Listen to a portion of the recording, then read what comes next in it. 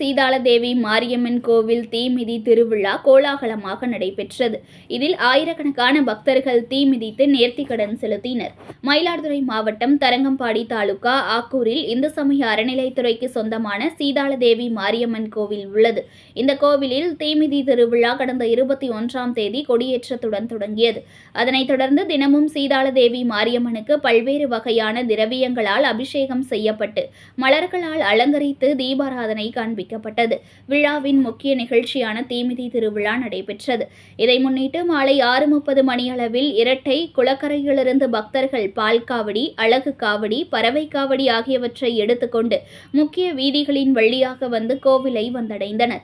அதனைத் தொடர்ந்து சீதாளதேவி மாரியம்மனுக்கு பால், இளநீர், பன்னீர், பஞ்சாமிரதம் உள்ளிட்டவைகளால் அபிஷேகங்கள் செய்யப்பட்டன.